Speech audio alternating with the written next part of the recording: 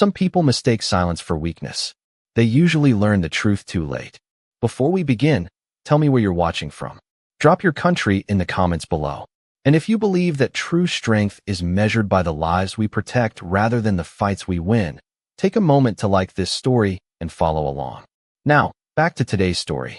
The afternoon sun hung low over the quiet town of Ashford, Montana, casting long amber shadows across a weathered shopping plaza where peeling paint, cracked sidewalks, and rusted lamp posts hinted at better days long forgotten. The air carried the scent of warm asphalt mixed with pine drifting down from the distant hills, while an occasional breeze stirred loose leaves across the nearly empty parking lot. Most people hurried through the fading daylight with their heads lowered, avoiding eye contact with the group of young men gathered outside a convenience store. They laughed too loudly, cursed without restraint, and carried themselves with the careless confidence of men who had never been forced to answer for their actions. Their pickup trucks occupied several parking spaces, engines idling, country music thundering from oversized speakers as though the town itself belonged to them. No one challenged them anymore. Not the exhausted cashier. Not the elderly couple loading groceries. Not the tired waitress crossing the street after her shift. Fear had quietly become part of the landscape. Then a dusty gray pickup rolled slowly into the parking lot. It was old enough to attract no attention and ordinary enough to disappear into the background. The driver stepped out without urgency. He looked like any middle-aged working man passing through town. Around 42 years old, tall but lean, white-skinned, with short brown hair beginning to gray near the temples. His faded denim jacket had been repaired more than once. His worn boots carried dried mud from back roads, and his calm hazel eyes never searched for trouble. His name was Nathan Walker. Beside him, a German shepherd climbed quietly from the passenger seat. The dog's sable coat shimmered beneath the afternoon light despite carrying traces of dust from many miles of travel. His amber eyes moved slowly across the parking lot, not nervous, not aggressive, simply observing everything with remarkable patience.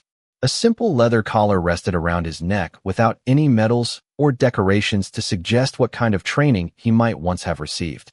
His name was Atlas.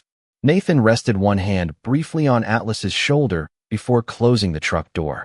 Neither of them spoke, yet years of trust passed silently through that single gesture.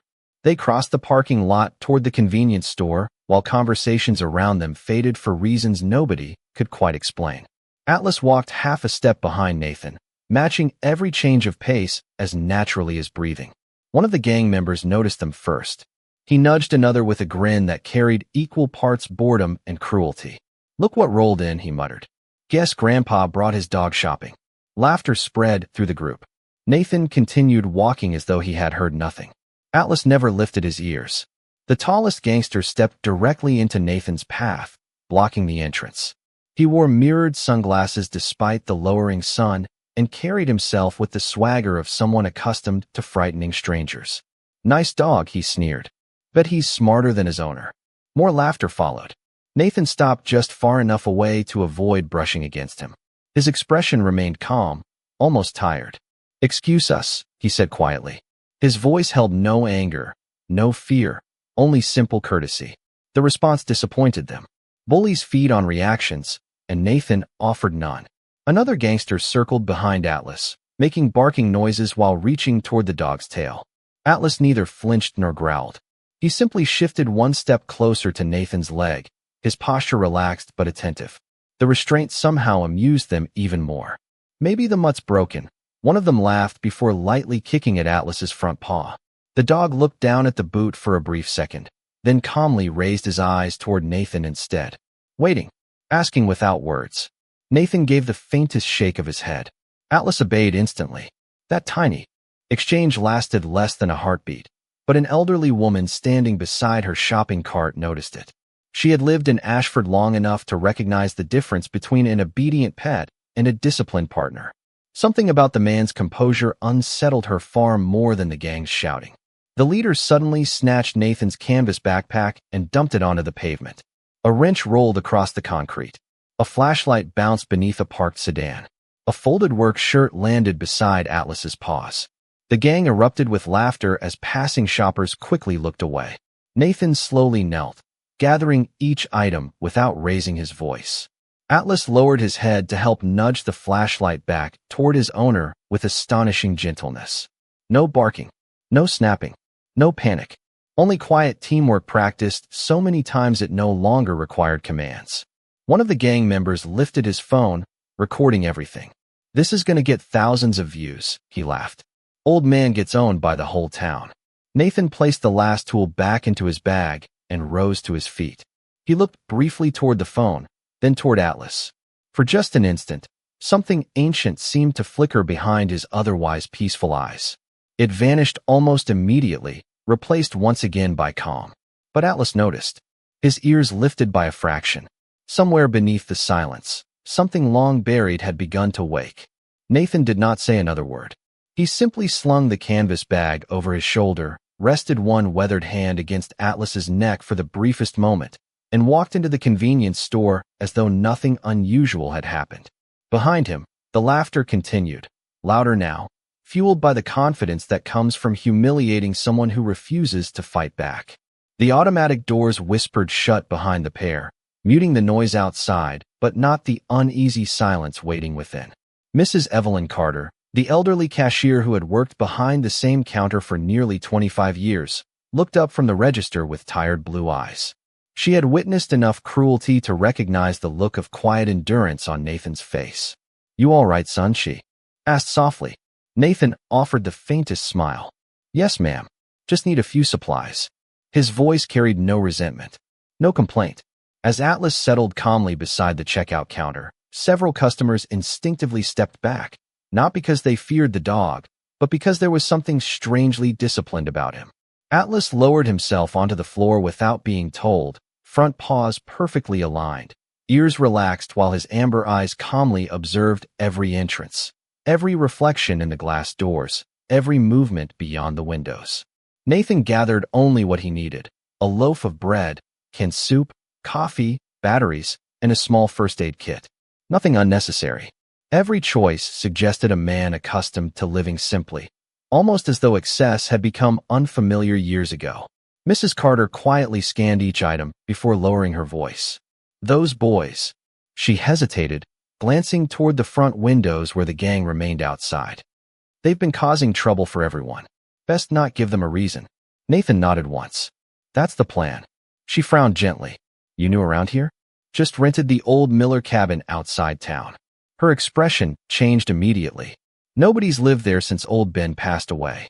Nathan smiled politely. "Seems quiet." Mrs. Carter looked down at Atlas, whose eyes briefly met hers before returning to the entrance. "Your dog is beautiful." Nathan reached down, scratching behind Atlas's ear. "He's family." Atlas leaned into the touch for less than a second before returning to perfect stillness. Mrs. Carter noticed the relationship immediately. She had seen thousands of pet owners over the years. This was different. They didn't simply love each other. They trusted each other with absolute certainty. Outside, meanwhile, the gang leader watched impatiently through the glass. His name was Travis Boone, 29 years old, broad-shouldered, loud, and convinced fear was the same thing as respect. His father had once owned half the construction contracts in the county, and Travis had grown up believing consequences were for other people. "He's still acting tough," one of his friends muttered while watching. Nathan calmly pay for his groceries. Travis smirked. "No, he's scared. Guys like him always are." Another gangster laughed while replaying the phone recording. "This one's already getting views." The video showed Nathan kneeling on the pavement, quietly collecting his scattered belongings while Atlas helped push the flashlight toward him. The comments began appearing almost instantly. Most laughed. Some mocked. A few questioned why the dog remained so calm. Travis didn't notice those comments. He only enjoyed hearing his friends laugh louder with every replay. Inside the store, Nathan accepted the paper bag from Mrs. Carter. She quietly slipped a homemade blueberry muffin into the sack. "On the house." Nathan looked surprised. "You don't have to do that." "I know." She smiled gently. Sometimes kindness ought to arrive before trouble does. For the first time since entering town, Nathan's expression softened into something genuine. "Thank you." As they stepped back outside, the late afternoon light had turned golden, stretching long shadows across the parking lot. The wind carried the scent of distant rain rolling down from the mountains. Atlas paused for half a heartbeat, lifting his nose slightly into the breeze before looking toward Nathan again. It was almost imperceptible. Most people would have missed it. Nathan did not. "You smell something?" he murmured quietly. Atlas remained still, not alarmed, simply attentive. Nathan filed the observation away without another word. The pair continued toward the truck, ignoring the gang entirely. That only irritated Travis more. "Hey," he shouted. Nathan kept walking. Travis stepped directly beside Atlas this time, smiling for the camera still recording in his friend's hand. "Maybe your dog listens better than you." Without warning, Travis shoved Atlas hard across the shoulder with his boot. The impact was not enough to injure the shepherd, but enough to reveal something remarkable. Atlas neither barked nor lunged. His paws adjusted with perfect balance. His body remained loose. His breathing never changed. Only his eyes shifted upward toward Nathan, waiting, asking the same silent question as before. "Permission?" Nathan stopped walking. His back remained turned for a full second. The parking lot grew strangely quiet. Even the music from the pickup trucks seemed distant beneath the weight of that silence. Then Nathan slowly looked over his shoulder. His face showed no anger, no hatred, only disappointment. "Atlas." His voice remained calm. "Heel." Instantly, the German shepherd stepped away from Travis without the slightest hesitation and returned to Nathan's left side, shoulder perfectly aligned with his owner's leg. The movement was so precise, so disciplined, that the laughter around them faded into confused murmurs. One retired deputy sheriff pumping gas across the street lowered the nozzle halfway. His experienced eyes narrowed. Dogs did not move like that without thousands of hours of training. Neither did the men who handled them. The retired deputy's name was Harold Finch, and for 31 years he had made a living noticing what other people missed. The way a liar blinked too late.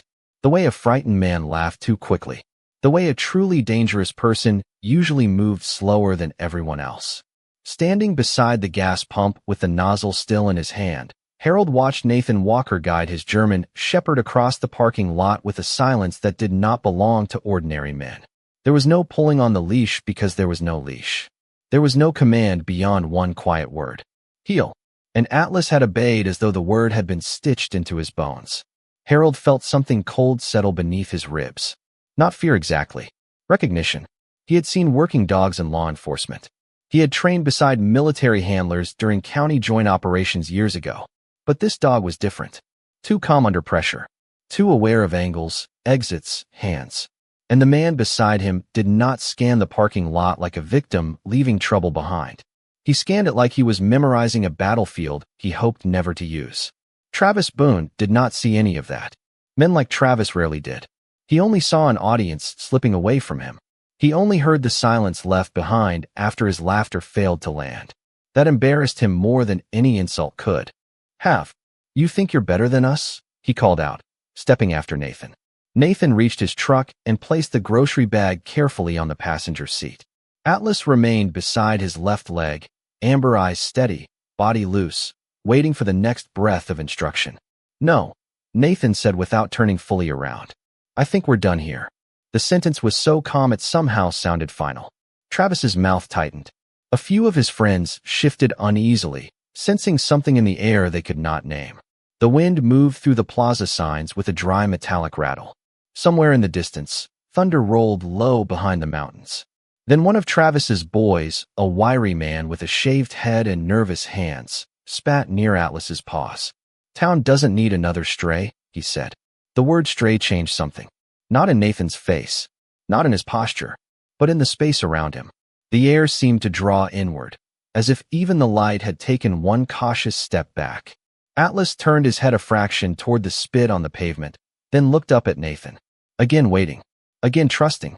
Nathan closed the truck door gently. "Careful," he said. It was not loud. It was not dramatic. But Harold Finch heard it from across the lot, and the hairs on the back of his neck rose. Travis laughed, because he did not understand the mercy hidden inside that warning. "Careful," he repeated, walking closer. "Or what?" Nathan finally turned. The sunset caught the side of his face, revealing a faint scar near his jawline, pale against white skin weathered by sun and old fatigue. His eyes were hazel, but in that moment they looked almost gray, emptied of performance, emptied of fear. He did not square up. He did not clench his fists.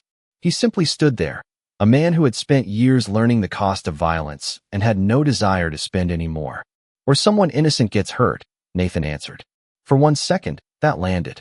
The elderly couple near the grocery carts froze. Mrs. Carter watched from behind the store window with one hand pressed to her chest. Harold slowly set the gas nozzle back into its cradle. But Travis could not allow the moment to pass. Not with his friends. Watching. Not with the phone still recording. He stepped close enough that his chest nearly brushed Nathan's shoulder. You threatening me, old man? Nathan looked past him toward the young woman filming, toward the children in the back seat of a minivan nearby, toward Mrs. Carter behind the glass. He was counting civilians. Always counting. No, he said softly. I'm asking you to stop. Something about the word asking made Travis snap. He shoved Nathan with both hands. Hard. Nathan took 1 step back. Only one. Atlas moved with him, perfectly synchronized, not forward, not aggressive, just aligned. The crowd expected Nathan to strike. Travis expected it most of all. Instead, Nathan adjusted the strap of his canvas bag and opened the driver's door. That restraint made the gang laugh again, but weaker now, less certain. Yeah, that's right, Travis shouted. Keep walking. Nathan helped Atlas into the truck, closed the door, and climbed behind the wheel. As the old engine turned over, Harold noticed a small emblem hanging from the rearview mirror. Not dice, not a charm. A weathered metal trident, darkened by age, swinging gently in the fading light. Harold's breath caught. He had seen that symbol only a handful of times, and never on men who bragged about it. Nathan drove away without speeding, leaving the parking lot behind as the first thin drops of rain struck the windshield. Travis watched the truck disappear toward the road leading into the pines, still smiling for the camera, still pretending he had won. But across the street, Harold Finch whispered to no one. Son, you have no idea who you just pushed. And inside Nathan's truck, Atlas rested his head against the seat, eyes fixed on the road ahead, while Nathan drove in silence toward the old Miller cabin, carrying groceries, restraint, and a past that had just been touched by the wrong hands. Rain settled over the mountains before Nathan reached the old Miller cabin, soft at first, then steady enough to blur the winding dirt road into ribbons of silver beneath his headlights. The forest surrounding the property seemed untouched by time. Tall ponderosa pines stood like silent sentries beneath the darkening sky, their branches swaying gently while the scent of wet earth and pine resin drifted through the cracked truck window. Atlas sat upright in the passenger seat without making a sound, watching the narrow road as though memorizing every bend. When the truck finally stopped beside the weathered cabin, there was no porch light waiting to welcome them. Only darkness, rain, and the quiet rhythm of water dripping from the rusted tin roof. Nathan stepped out first, his boots sinking slightly into the damp soil before opening Atlas's door.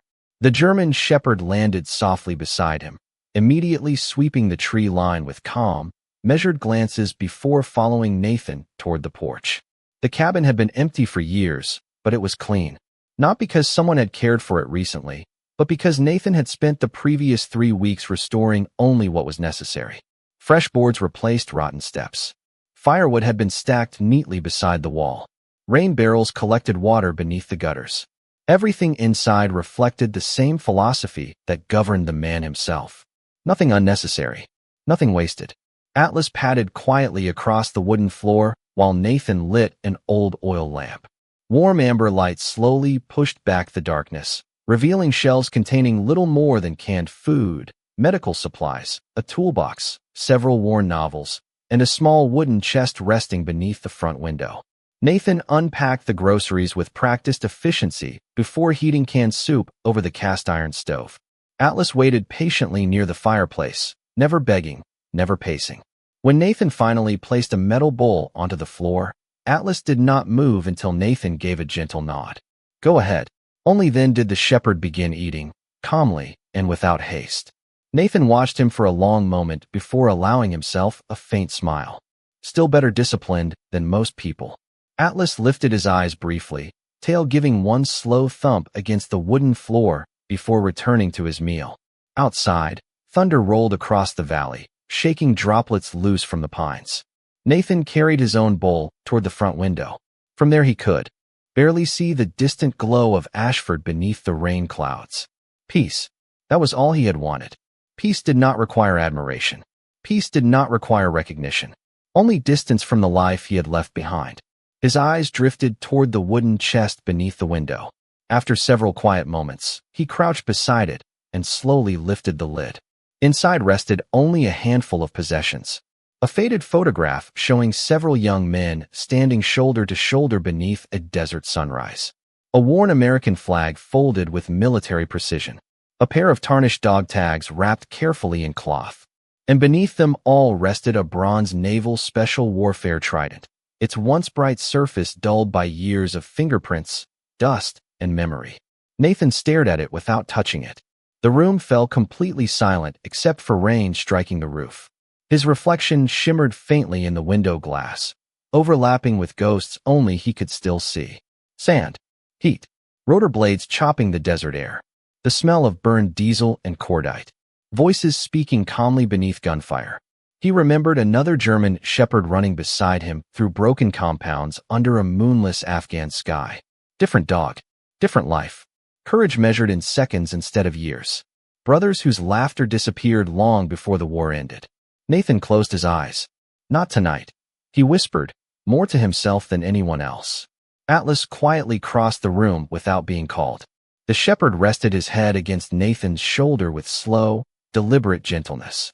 Nathan finally placed one hand against the thick sable fur, breathing deeply until the memories loosened their grip. You always know. Atlas remained there, saying nothing because nothing needed saying. Somewhere across town, however, the night unfolded very differently. Travis Boone sat inside Rusty's bar surrounded by loud music, beer bottles, and the same men who had spent the afternoon mocking Nathan Walker. The phone recording continued making its rounds through social media. Every laugh fed Travis's pride. Every comment encouraged another reckless idea. Guy looked like he hadn't thrown a punch in 20 years, one man joked. Travis grinned before taking another drink. Tomorrow we'll really see what he's made of. You gonna scare him out of town? Another asked. Travis leaned back in his chair, eyes gleaming with drunken confidence. Everybody leaves eventually. Laughter erupted around the table. None of them noticed Harold Finch quietly entering the bar to collect a takeout order. The retired deputy overheard enough to understand exactly where the conversation was heading. His stomach tightened. He considered walking over, saying something, warning them. Instead, he simply looked toward Travis with the weary sadness of a man watching children strike matches inside a dry forest. Some lessons, he knew, arrived only after the fire had already begun. Back at the cabin, Nathan extinguished the oil lamp and prepared for bed while rain continued washing over the mountains. Atlas settled beside the front door rather than near the warm fireplace, choosing the position from which he could hear every sound outside. Nathan noticed, but said nothing. The shepherd had made his decision. Just before midnight, Atlas's ears lifted. His eyes opened. Somewhere beyond the rain, far beyond what any human ear could detect, an engine slowed near the entrance to the old logging road leading toward the Miller cabin. Atlas did not bark. He simply stood, staring into the darkness as though the peaceful life Nathan had traveled so far to build had already begun attracting exactly the kind of trouble he had hoped would never find them again. Atlas stood at the door like a shadow carved from discipline. His ears were forward, his amber eyes fixed on the black shape of the rain beyond the window, but still he made no sound. Nathan woke before the first knock ever came. Years had taught his body to rise when danger was still only a change in the air. He sat up slowly on the narrow bed, listening. Rain on tin, wind in the pines. One engine idling too far from the cabin to be a neighbor, too close to be lost. Nathan reached down and touched the floor once. Alice glanced back. Stay close. The shepherd understood. Nathan moved through the cabin without turning on the lamp. In the faint blue wash of moonlight behind storm clouds, his body became something different from the tired man in the parking lot. Not larger, not louder, sharper. He checked the front window from an angle, never standing where glass could frame him. Down the old logging road, headlights cut briefly through the trees before disappearing. Then came laughter. Low, drunk, careless. Travis Boone and three of his friends stepped into the clearing with their hoods pulled up, boots splashing through mud, a baseball bat hanging from one hand, as if it were a joke he had not finished telling. "Nice place," one of them called out. "Real private." Nathan remained inside, silent. He counted them by voice, by movement, by reflection in the wet glass. For men, one bat, one crowbar, one carrying something in a paper sack, one filming again. Atlas breathed beside him, steady and low. Not fear. Readiness. Travis walked to the porch and kicked over the neat stack of firewood, sending split logs tumbling into the mud. "You hear that, old man?" he shouted. "Town wants to welcome you properly." Nathan closed his eyes for half a second. Not from weakness, from choice. Every violent moment begins with a door, and the hardest part is deciding whether to open it. The crowbar struck the side of the truck with a metallic crack that echoed through the clearing. Another hit followed. Glass shattered. Atlas's muscles tightened, but Nathan lowered 2 fingers toward him. "Wait." The dog froze instantly. Outside, the men cheered as if vandalism were courage. Travis moved toward the front steps, then stopped when he noticed the small metal bowl beside the porch where Nathan had placed rainwater for Atlas earlier that evening. He grinned. Dog still thirsty. The man with the paper sack pulled out a cheap bottle and unscrewed the cap. Even through rain, Nathan smelled it. Antifreeze. Sweet, chemical, bright as poison. The world narrowed. Not to rage. Rage is loud. This was older than rage. Colder. Travis bent toward the bowl. "Let's see how loyal he is after breakfast." The door opened before the first drop fell. No creak. No warning. Nathan stood in the doorway wearing only a dark shirt, worn jeans, and the expression of a man who had finally reached the edge of mercy. Atlas remained half a step behind him, visible in the darkness, eyes burning gold. The gang froze, surprised not by his presence, but by the silence around it. Nathan looked at the bottle, then at Travis. "Put it down." Travis straightened slowly, pretending to smile. "Or what?" Nathan stepped onto the porch. Rain ran down his face and soaked the gray at his temples. His hands hung open at his sides. Empty. Controlled. "You came to my home," he said. "You damaged my truck. I can forgive stupid." His eyes dropped once more to the poison. "But you don't touch the dog." Something in the way he said it stole the laughter from the clearing. The man with the phone lowered it slightly. The one holding the bat shifted his grip. Travis, embarrassed by the sudden weight in the air, swung the bottle toward Nathan's chest as if to shove him back. Nathan moved once. Not fast in the way people imagine from movies. Clean. Economical. The bottle was no longer in Travis's hand. It hit the porch boards behind Nathan and rolled harmlessly beneath the railing. Travis stared at his empty fingers, confused. Then he swung. Nathan turned his shoulder, let the punch pass, and guided Travis forward with a motion so small it looked almost gentle until Travis slammed face first into the porch post and dropped to his knees, gasping. Atlas did not move. He watched Nathan, waiting for permission with the discipline of a soldier holding a line. The man with the bat cursed and rushed the steps. Nathan stepped down into the rain, caught the bat before it reached him, rotated his wrist, and the weapon fell into the mud. A knee buckled. A breath left a body. The attacker folded without Nathan ever striking his face. The clearing went quiet except for rain and the panicked breathing of men who had just realized they had mistaken peace for helplessness. The man with the crowbar backed away. "What the hell are you?" Nathan looked at him through the storm, calm and sorrowful. "Tired." Then headlights appeared at the far end of the road. Another vehicle. Bigger. Slower. Not police. Atlas's head snapped toward the trees, and for the first time that night, a low growl rolled from his chest. Nathan heard the sound and knew immediately. The boys on his porch were not the real danger. They had only been sent to knock on the door. The new headlights stopped just beyond the tree line, where the old logging road disappeared into darkness. Unlike Travis's pickup, this vehicle did not rev its engine or flash its lights. It simply waited. Rain whispered through the pines while its idling motor hummed with patient confidence. Nathan did not look at the men struggling in the mud. His attention remained fixed on the silhouette hidden between the trees. Atlas stepped closer, placing himself half a stride ahead of Nathan without receiving a command. His ears were erect now, every muscle alive beneath his rain-soaked sable coat. The low growl rolling from his chest was unlike anything Travis had heard before. It was not rage. It was recognition. The remaining gang members exchanged uneasy glances. The man holding the phone lowered it completely. Travis, maybe we should go, he muttered. Travis slowly climbed to his feet, wiping blood from his split lip while glaring at Nathan with wounded pride. Before he could speak, the rear door of the black SUV opened. A tall man in a dark raincoat stepped onto the muddy road. He moved with the calm assurance of someone who never hurried because the world usually waited for him.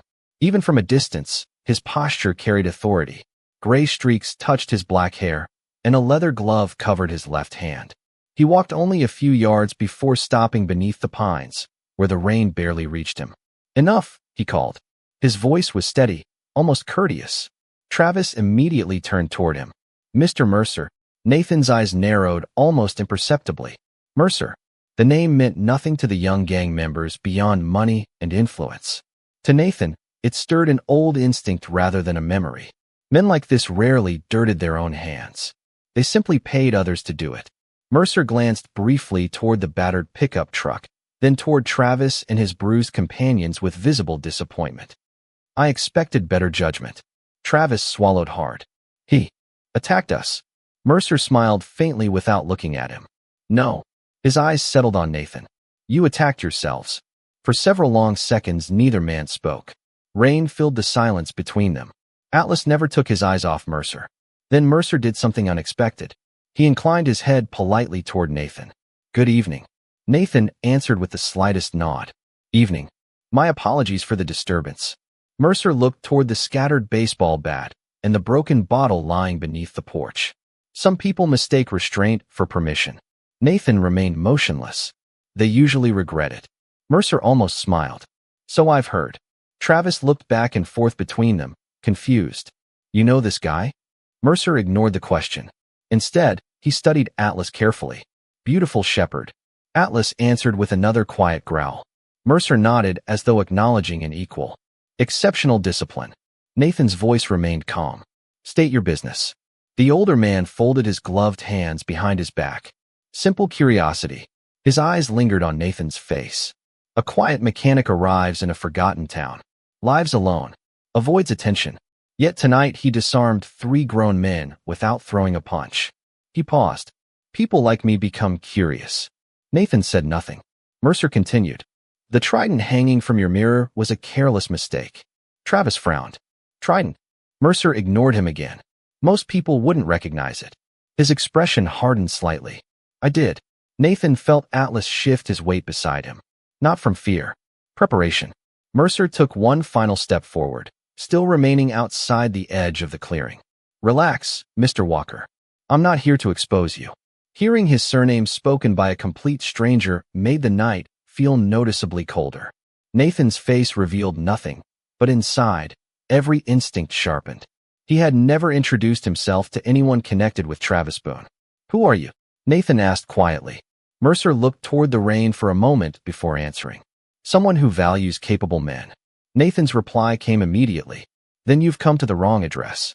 A faint laugh escaped. "Mercer. Genuine this time." "No, I don't think I have." He reached into his coat very slowly. Travis instinctively stiffened, expecting a weapon. Instead, Mercer removed a simple white business card and placed it carefully on the lowest porch step before backing away. "Keep it." Nathan never looked down. Mercer nodded respectfully toward Atlas one last time before returning to the SUV. As the vehicle disappeared into the darkness, Travis hurried after it, shouting questions that received no answers. Within moments, the headlights vanished beyond the trees, leaving only rain, silence, and the smell of wet pine hanging over the clearing. The remaining gang members stumbled toward their trucks without another word. None of them dared meet Nathan's eyes. Soon the only sounds left were the fading engines and the storm itself. Nathan remained standing on the porch long after they were gone. Atlas slowly approached the business card but stopped several feet away, nose lifted into the damp air. The shepherd did not touch it. Instead, he looked back at Nathan with quiet concern.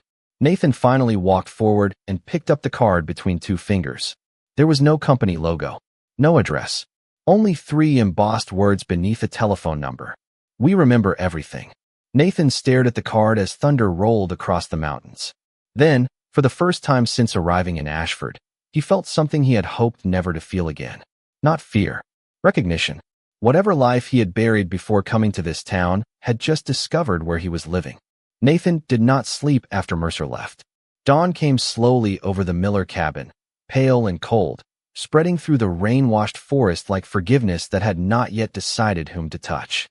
The storm had moved east before sunrise, leaving the pines dripping and the earth dark with water. His truck sat wounded in the clearing, one window shattered, the side panel dented, the windshield filmed with broken leaves. On the porch, the white business card lay beside the oil lamp where Nathan had placed it hours earlier, its 3 words staring up at him as though they had been waiting for years. We remember everything.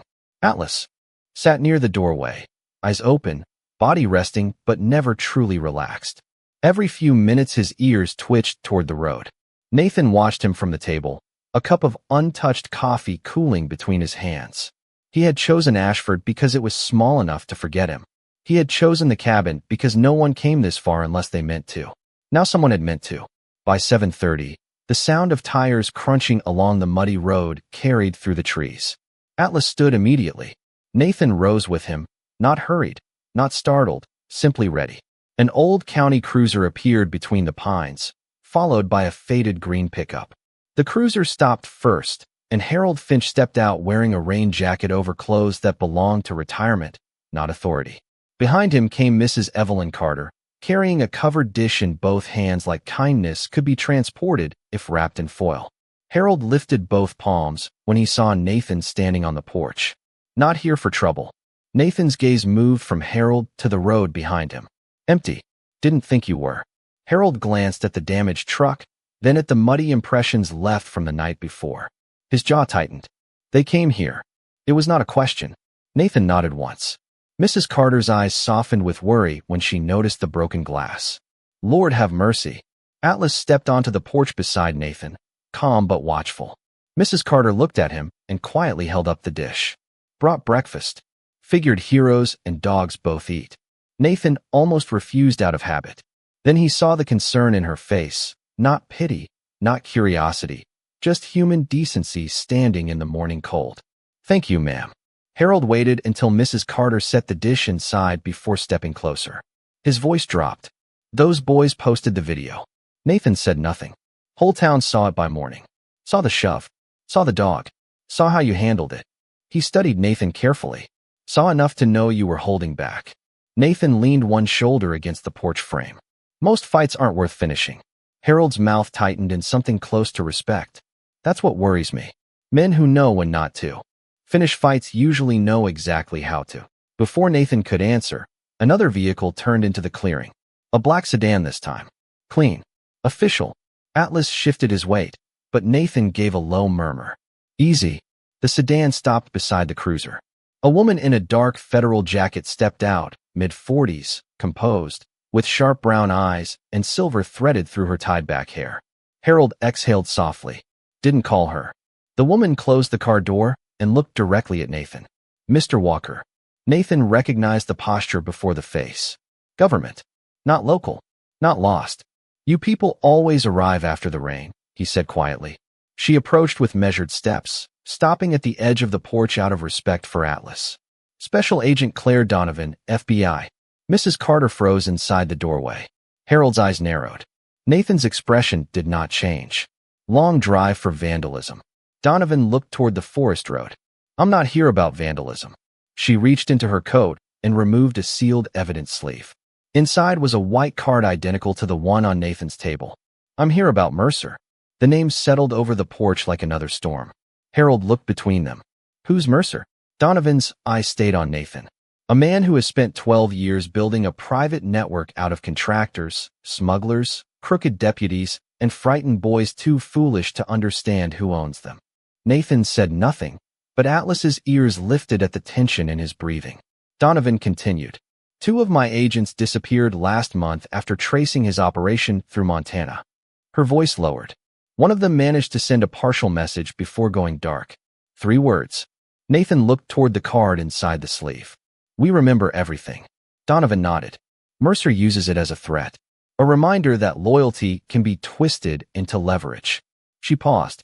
But last night, he made a mistake. He came to you. Harold's face tightened. Why would that matter? Donovan finally allowed her eyes to drop to the old trident hanging from Nathan's truck mirror, still visible through the broken windshield. Because Nathan Walker is not a mechanic. Silence took the clearing. Mrs. Carter slowly covered her mouth with one hand. Harold looked at Nathan as if the last puzzle piece had just clicked into place. Donovan's voice remained calm, but there was weight beneath it. He is former Naval Special Warfare. SEAL Team 6 support operations. Classified deployments. Silver Star recommendation buried under redaction. And if Mercer recognized him, then Mercer knows exactly what kind of man he just tried to intimidate. Nathan looked away toward the dripping trees, jaw quiet, eyes tired. He had never wanted the word hero attached to his name. Words like that turned grief into decoration. Atlas pressed his shoulder against Nathan's leg, steadying him without being asked. Donovan softened just enough for the humanity to show beneath the badge. Mr. Walker, I don't need you to go back to war. Nathan looked at her then. She held his gaze. I need help finding the people Mercer took before he disappears again. The forest seemed to hold its breath. Nathan glanced down at Atlas. The German shepherd stared toward the road where Mercer had vanished, amber eyes bright, with something older than obedience. Purpose. Nathan closed his hand around the business card until its edges bent. Then he said the only words that mattered. No one else gets taken. The decision was made without another word. Nathan did not volunteer because he wanted to become a soldier again. He stepped forward because somewhere in the mountains 2 people might still be alive, and because he had spent too many years remembering the faces of those he had reached too late. Claire Donovan spread several photographs across the old wooden table inside the cabin while Harold and Mrs. Carter quietly stepped outside, understanding that some conversations belonged to a different world. Atlas lay beside the table, his head resting between his paws, yet his amber eyes followed every movement in the room. Donovan pointed to a satellite image marked with faded logging roads weaving through the forest. Mercer bought an abandoned sawmill through shell companies 6 years ago. Officially, it's condemned. Unofficially, trucks come and go after midnight. Nathan studied the image in silence. How close have you gotten? Donovan hesitated. Close enough to lose 2 agents. She slid another photograph across the table. A smiling young man in an FBI windbreaker stood beside a German shepherd during K-9 certification. Special Agent Daniel Hayes. Another photograph followed. A woman in tactical gear, smiling beneath a helicopter rotor. Special Agent Monica Reed. Nathan looked at the faces longer than necessary. They stopped being photographs after a while. They became families waiting for phone calls that never came. How long? He asked quietly. 8 days. Nathan nodded once. Still possible. Donovan frowned. You think they're alive? Nathan folded the map carefully. Mercer didn't approach me because he enjoys introductions. His eyes drifted toward the white card lying beside the oil lamp. He wanted to see whether I would run. Atlas suddenly lifted his head. His ears turned toward the front door before anyone heard the approaching engine. Seconds later, Harold knocked softly. You need to see this. Nathan opened the door. Travis Boone stood in the clearing alone. Gone were the swagger, the loud laughter, the audience that had always surrounded him. One eye was swollen. Mud covered his boots. His hands shook despite the morning sun warming the trees. He removed his cap as Nathan stepped onto the porch. I need to talk. Harold instinctively moved between them. Nathan simply waited. Travis swallowed hard. Mercer's men came to my house this morning. His voice cracked. They took my little brother. Silence settled over the clearing. Travis's breathing became uneven. They said it was because I failed. He looked at Nathan with eyes completely emptied of pride. Please. It was the first honest word Nathan had ever heard from him. Please help me. Nathan searched the young man's face. Yesterday, he had seen arrogance. Today, he saw fear. Real fear. The kind that stripped away every excuse until only love remained. How old is your brother? Nathan asked. 12. Travis wiped his eyes with the back of his hand, ashamed of the tears he could no longer stop. He wasn't part of any of this. Atlas quietly walked toward Travis. The young man stiffened, expecting judgment from the shepherd he had tried to poison only hours before. Instead, Atlas stopped within arm's reach, sniffed the trembling boy's hand, then gently rested his muzzle against it for one brief second. Travis broke completely. He dropped to one knee in the mud, burying his face against the dog's neck as silent sobs shook his shoulders. Nathan watched without speaking. Mercy did not erase guilt, but sometimes it opened the only road leading away from it. Donovan stepped beside Nathan. If Mercer took the kid, he'll use him as leverage. Nathan nodded. Then he'll keep him alive. He looked at Travis. Everything you know. Travis drew a long, shaking breath. There's an old quarry north of Black Creek. Mercer doesn't use the sawmill anymore. That's where they moved everyone 3 nights ago. Donovan's eyes widened. We've searched every warehouse except the quarry. Travis looked up. Nobody searches it because the entrance collapsed years ago. Nathan's attention sharpened. Collapsed for who? Travis blinked. What? Collapsed for who? Nathan repeated calmly. Travis slowly understood. For trucks. Nathan nodded. Not for people. Donovan immediately unfolded the map again. Nathan traced a finger along the ridgeline above the quarry. Ventilation shafts. Donovan looked at him. You think there are tunnels? Nathan gave the faintest nod. Old mines become hiding places because everyone stares at the front door. Atlas rose beside him, tail perfectly still. Nathan crouched, placing one hand against the shepherd's broad neck. Their eyes met for only a heartbeat. Nothing needed explaining. They had entered places like this before, though under different skies and different wars. Nathan stood and looked toward Donovan. No assault teams. She frowned. We need backup. You will have backup. Nathan's voice remained calm.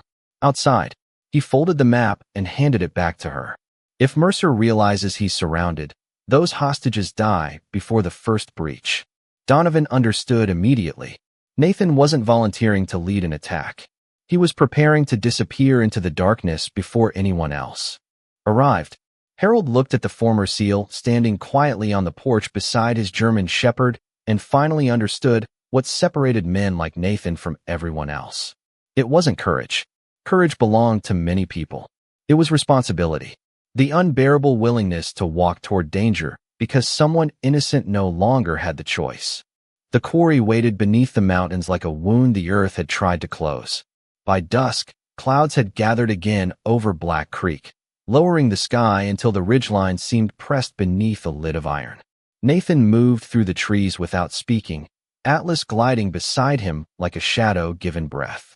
Far below, hidden between rock walls and drowned machinery, dim work lights flickered around the old quarry entrance. 2 guards stood near a rusted gate.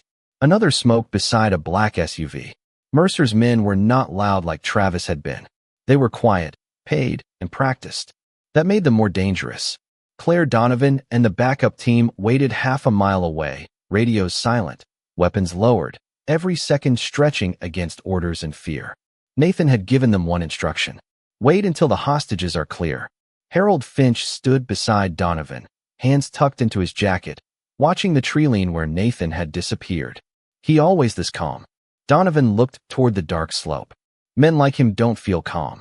They just refuse to give fear the wheel. Above the quarry, Nathan found the first ventilation shaft beneath a curtain of wet brush. Atlas reached it first, nose low, ears forward. He sniffed once, then looked back. Human scent. More than one.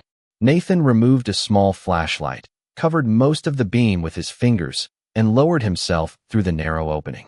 The tunnel swallowed him inch by inch. Cold stone pressed against his shoulders. Water dripped somewhere ahead. Atlas followed without hesitation, paws silent against damp rock. The air inside smelled of rust, mold, diesel, and old fear. Nathan moved slowly, counting turns, reading echoes, letting Atlas lead when the scent grew stronger. Twice they froze as voices passed beyond the stone. Twice Atlas lowered himself flat before any bootstep became audible. They reached a grated opening overlooking the main chamber. Below, 3 hostages sat bound to metal chairs beneath a hanging work lamp. Daniel Hayes, Monica Reed, and a boy with tear-streaked cheeks who could only be Travis Boone's little brother. All alive. Nathan closed his eyes for 1 second. Thank God. Mercer stood nearby, speaking calmly into a phone. Tell Donovan she has 1 hour to withdraw. After that, the first body goes home with a message. Nathan looked at Atlas. The shepherd stared at the chamber, then at a side corridor where one guard leaned against the wall, half asleep. Nathan gave a hand signal. Atlas vanished into darkness. No bark, no drama, only a blur of sable fur and purpose. Seconds later, The guard dropped with a muffled thud, pinned but breathing, disarmed before he understood mercy had just spared him. Nathan slipped through the access hatch and moved toward the hostages. Monica saw him first. Her eyes widened, then narrowed with trained restraint. Nathan pressed a finger to his lips. Daniel's wrists were bleeding beneath the zip ties. The boy trembled so hard the chair shook. Nathan cut Monica free first, then Daniel, then the child. "Can you walk?" he whispered. Monica nodded. Daniel swallowed pain and stood. The boy grabbed Nathan's sleeve. "Is my brother coming?" Nathan looked down at him. "He sent me." Those 3 words steadied the child more than any promise could have. But then Mercer stopped speaking. He had noticed the silence where one guard should have been. Slowly, he turned. His eyes found Nathan across the chamber, and instead of panic, he smiled. "There he is." Nathan placed himself between Mercer and the hostages. Atlas emerged from the shadows at his left side, amber eyes fixed, chest low, ready. Mercer lifted a pistol, not at Nathan, but toward the boy. "You should have stayed forgotten." Nathan did not move. His voice was quiet. "I tried." Monica guided the boy backward toward the tunnel. Daniel reached for the fallen guard's radio. Mercer's finger tightened. Atlas launched before the shot could find a life. The pistol cracked. The sound exploded through the quarry. Atlas hit Mercer's arm and drove him to the ground, teeth locked on fabric and muscle, not throat, not death. Nathan crossed the distance in 2 steps, kicked the weapon away, and pinned Mercer against the stone floor. For the first time, Mercer's calm broke. "You don't know what I remember," he hissed. Nathan looked at him, rainwater dripping from his hair, grief and restraint burning quietly in his eyes. "I remember enough." Sirens rose outside the quarry. Donovan's team flooded the entrance. Voices shouted. Lights swept across stone. Mercer was cuffed alive, his empire ending not in a blaze of glory, but in mud, blood, and the steady growl of a German shepherd who knew exactly when to stop. When Nathan finally turned, Atlas stood on 3 legs. Blood darkened the fur near his shoulder. The bullet had grazed him, but the sight tore something open in Nathan's chest. "Atlas." The shepherd gave one soft whine and pressed his head into Nathan's hand, as if apologizing for worrying him. Nathan knelt in the dirt, both hands buried in the dog's wet fur, forehead lowered against Atlas's. Around them, agents carried the hostages into the night. Travis Boone ran to his little brother and collapsed around him, sobbing without shame. Donovan watched Nathan and Atlas beneath the quarry lights, and for a moment no one spoke. Some victories are too sacred for cheering. Some rescues end with sirens. Others end with a wounded dog leaning into the man he saved twice in one lifetime. Nathan lifted Atlas carefully into his arms and walked out of the quarry toward the waiting ambulance, not as a weapon, not as a legend, but as a quiet man carrying the only hero who had never needed to prove himself.